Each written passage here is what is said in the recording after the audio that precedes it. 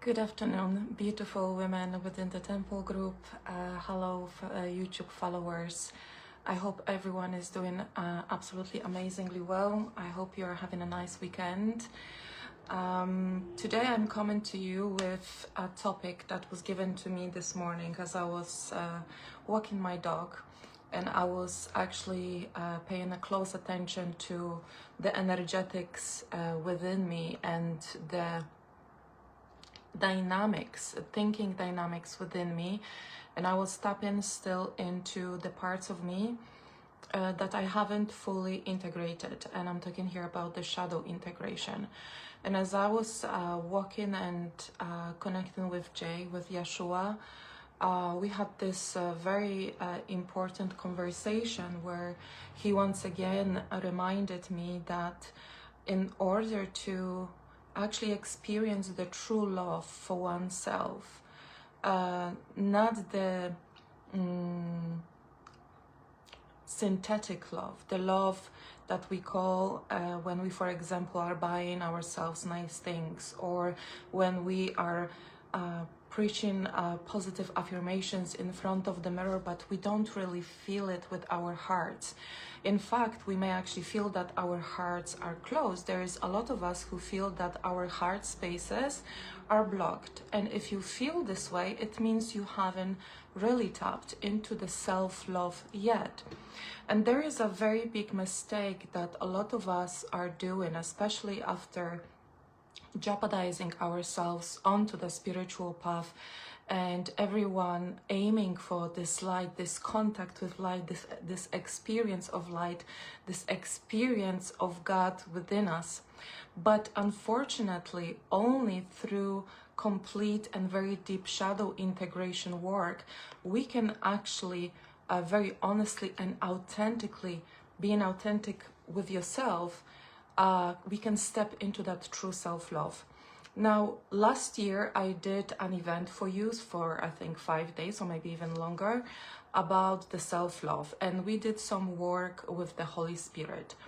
And I think that even though I am unsure whether I'm going to keep this group or not, what I decided to do, I am going to prepare yet another event, free live event within this group and on my YouTube channel, where I will be coming to you with prayers, with specific messages from the Holy Spirit, from Yeshua, that will be helping you to fully open your heart to all those unmet aspects, those repressed aspects, those aspects of self that maybe we are still ashamed of.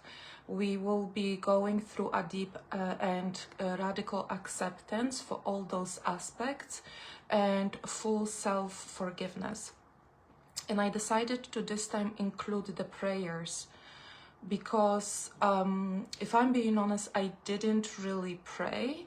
I was meditating a lot, and I was definitely doing meditations because I wanted to connect with the source, with Jay, with my spirit team. But there is a difference when you intentionally sit and you simply want to pray. And that again proves what I've been trying to pass on to you at the past week, that, you know, on this spiritual path, a lot of us actually allowed for the development of the spiritual ego, where God became the universe, and universe is the thing that blesses us with all the manifestations, and that's it. But there is a complete and massive shift within you when you truly, with humility, start praying and connecting on a very deep, intimate level, and sit in silence, not trying to speak to yourself in your mind with all the knowledge that you have already accessed, but simply be in this humility, in this silence, and allow the source, the God, Jesus, whoever you want to pray to authentically speak to you, and you will feel it in your body. Your whole body will respond. You will have shivers. And that's what is changing, truly changing and transforming the true connection and the rebuilding of the relationship between us and the God within. I honestly can say that the prayer and when I have chosen to actually very authentically be in it and experience it fully to the deepest possible levels. And I stopped just, focusing on me being the center of my universe, but acknowledging with finally humility that, there is this grander aspect, and I start seeking, this connection, and it responds so beautifully that, as I said, you will feel it in your body. And what happens then, really, your heart space is very naturally opening. So why am I saying this? Because a lot of us definitely did a lot of inner work on the inner child, on the shadow integration, but also from the experience that I have with myself and with my clients, there is a big struggle. There is a big struggle when we are not allowing the true healing force to be allowed in this healing, in this process. And we often, after so many years and after having access to those information about healing the inner child and so on, we are actually doing it quite mechanically, again, by trying to rewire our brain, change our behaviors, create boundaries, raise the standards, and so on and so on. And very often we are saying that we are showing ourselves the love because we eat better, because we take ourselves out, because we celebrate ourselves. But let me tell you, it's still quite empty. It feels quite empty if it's not being led and initiated, ignited within you by God Himself. So when it comes to the shadow integration during those processes, as we are going, we think we have integrated because we are trying to apply those changes within the mind and within the behavior, but it feels like struggle. And it feels internally like, this little nasty voice is still inside of us. The inner abuser is still inside of us. That's my personal experience, and this is the experience of many clients that I am working with.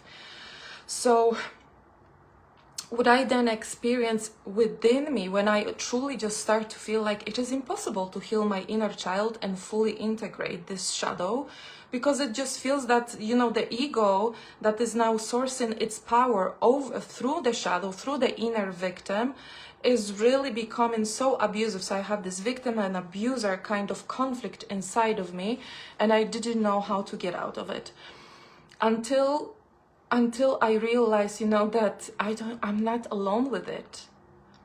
I'm not alone with it, and there is a higher healing force that if I'm going to surrender myself to, if I truly dedicate myself that, no, I don't want to make any more mistakes. I want to feel whole, and I want to feel healthy, and I want to have this rebuilded connection with God, the true connection, not with the universe and the manifesting forces, but just simply with God.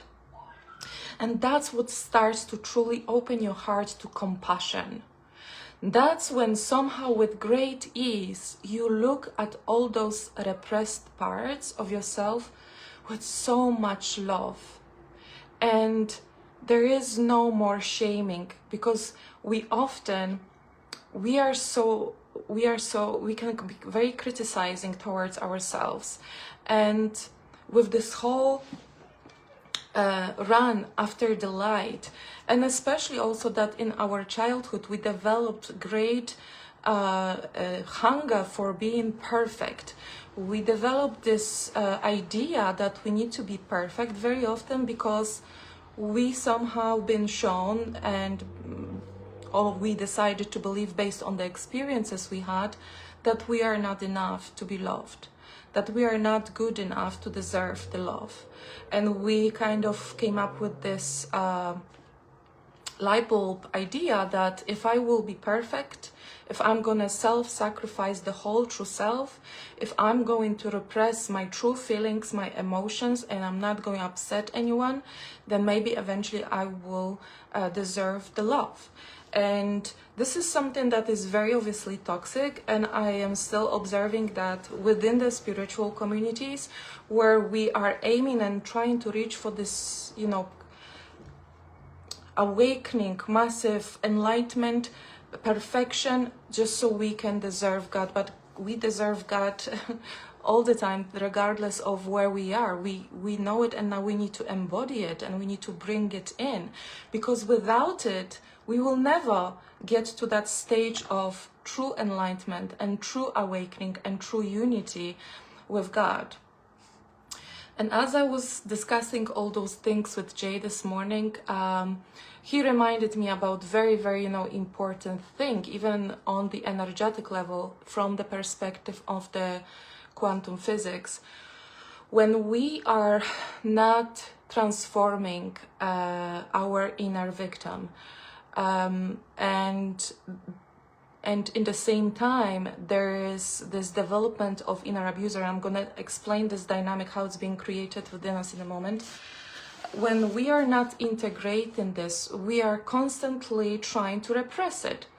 We want to be, again, so close to God and so enlightened, so we want to be perfect, we want to be good, we want so badly to be good, that we are repressing those dark aspects of us. We are not practicing daily acceptance. We are not practicing daily forgiveness. We are not practicing the self-compassion. And the less of it is present in this healing process, the shadow constantly actually, grows bigger. It actually grows bigger because it feels more and more repressed. And when you are repressing, that's what Jay reminded me of, when you are repressing a single % of self, when you are repressing a single % of your shadow, you are repressing the whole 100%. What does it mean? It means that you can lie to yourself that you are no longer, you no longer carry any traits of your shadow. You can lie to yourself that you are now fully in your light. But the truth is, within this dual reality, we constantly need to work on it. We constantly need to be present with ourselves, and we constantly need to love all of ourselves. If this is not happening, if there is this 1% of lack of integration, we will never truly step into the true self, because we will be ultimately rejecting the whole self. And the rejection is actually a massive still issue within our societies, because first of all, there is this massive disconnection that is being exercised, and we are being programmed to perform daily through many different ways, obviously social medias, TVs, and comparing ourselves to one another. There's instead of working on the connection to the true self, to God, to our hearts, to God, we are being pushed into those living mechanisms where we are increasing the disconnection. When we are disconnecting, it works like a rejection. And when we are rejecting ourselves again, there is no way we can fully connect to this true spirit within us, this true self. And he was really highlighting how important it is right now to start authentically, deeply, through the connection to God, finally healing the self-love, and instead of practicing the disconnection, the self-rejection, the lack of compassion, going completely the opposite way, not through buying yourself new things. I'm not saying it's not nice, of course it's nice, but how long is going to last this niceness? We are speaking here about something, really tangible, a real change within you, whereas God told me many times, and Hathor said the same to me, you need to find yourself naked, without any material possessions, in a room with God, and feel the most abundant person in the whole planet. Where this relation, where this truth, where you standing, regardless of where you are in your awareness, consciousness, your development, spiritual development, but you stand in your honesty. You are standing in your truth with all your shadows. But in truth, that's what matters, right? So the shadow integration can really, lack of shadow integration can really mess your life up. And I will tell you a very life-based stories that I am observing happening within women that I know, and it really is frightening. What am I talking about here? So when we are not fully integrating, for example, the inner victim, the inner child that went through some form of abuse, verbal, emotional, physical, sexual, and we are not doing this because we are maybe afraid of pain, painful memories, or maybe we don't know how to do it. It brings us obviously very uncomfortable feelings inside of us where we need to cry it out, and maybe we don't want to cry, maybe we want to move on with the career, maybe we want to be visible to the world as those, you know, healthy human beings, happy, smiling. And when the victim inside of us, first of all, is not acknowledged, it's not about staying the victim, but if the victim is not acknowledged, the victim starts to bang louder and louder and louder. And whenever you wanting to shift your reality, whenever you are wanting to, you know, step closer to your highest potential, your victim will overtake you. Your victim will overtake you. Secondly, if you, for example, are ashamed of it and you are very judgmental over those feelings, over what has happened, if you haven't performed forgiveness for whoever did this to you or did this for you, whoever created this experience in your life, you will 100% on the opposite side, like in two polarities, develop an inner abuser. And that's when a massive conflict, energetic conflict, is being created within you, where the victim is being, you know, suppressed, and she wants to be finally heard, and she finally wants to be healed, and she finally wants to be loved, but she's been repressed. So she creates this other polarity of this angry aspect of you, really angry for not being listened, for not being seen, for not being comforted, for not being loved. So from one thing, from one experience, a victim and the abuser are being actually born. Another thing why we are actually developing the inner abuser is actually this lack of forgiveness for the actual abuser. Jay explained to me this way, that if we are unable to find forgiveness for the abuser that we actually projected out because of something that we had in our subconscious mind, potentially stemming out from the initial rejection, illusion of rejection when we left home and we felt rejected by God, and it still plays out from our subconscious, deep subconscious minds from the beginning of our existence.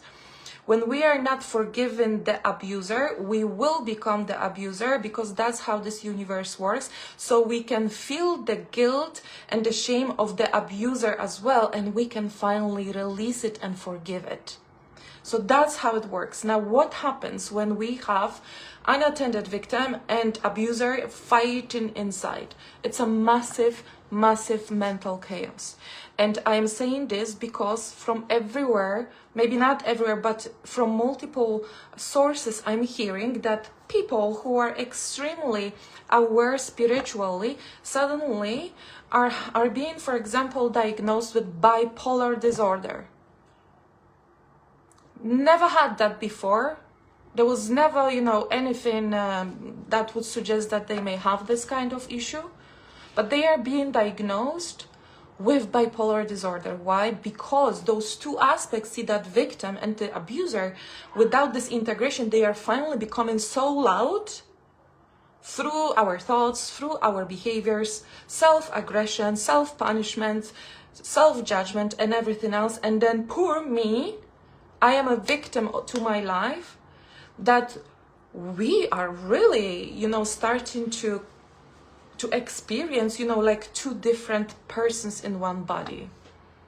And in my opinion, when I'm speaking to some of those people, what it really is simply lack of love for the victim and for the abuser. There is a lack of understanding what is the role of the victim and what is the role of the abuser. What was the role of the person that gave us the abuse on a very deep level. There is lack of understanding how to connect deeply and see the story through actually eyes of love and release it through love. And we keep fighting with it because we want to be so perfect.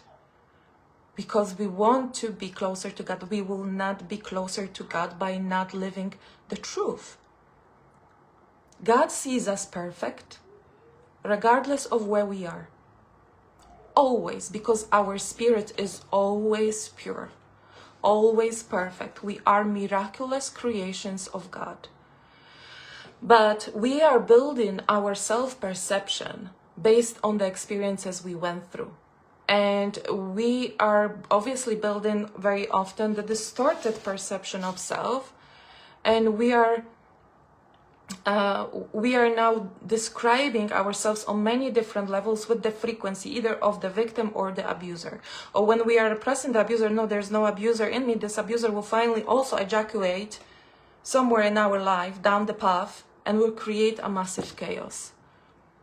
If we learn to love absolutely all of our aspects, the ones that can bring and emanate true love and light, but most of all those that are screaming for love, but truly, regardless of what has happened, what have you done, regardless if you have been an addict, regardless if you have done something that you feel very ashamed of, there is a great need of being able to see all those stories from a grander perspective.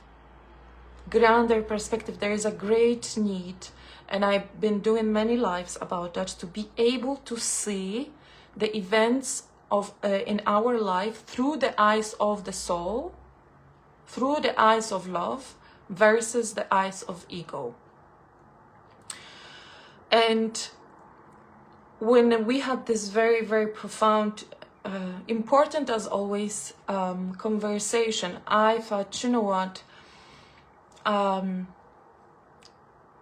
there is no better feeling, and it is actually so liberating when you sit with yourself and you just fully accept everything. Because who are we kidding? We can't cheat God. God knows everything about us. It's obviously ourselves who we are kidding, and we are trying to be so perfect to who?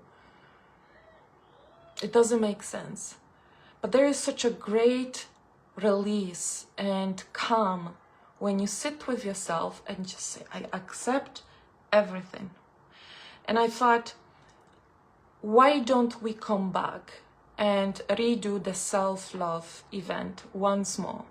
Why don't we do this time through the power of prayer, through the surrender to the Holy Spirit, through the surrender to Yeshua, so we can fully experience that? Because you know what? Once you experience that, this opening of your heart, you don't have to worry anymore, because this heart will not allow itself to be closed again.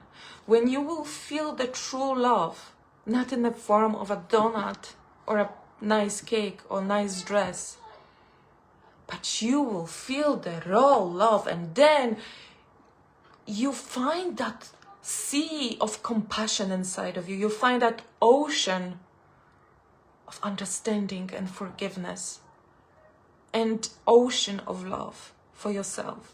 All of you, because what we don't want is to repeat another cycle for another year and then go back to the inner child for the 10th time. We always have to connect to our inner child, but I'm talking about the wounded inner child.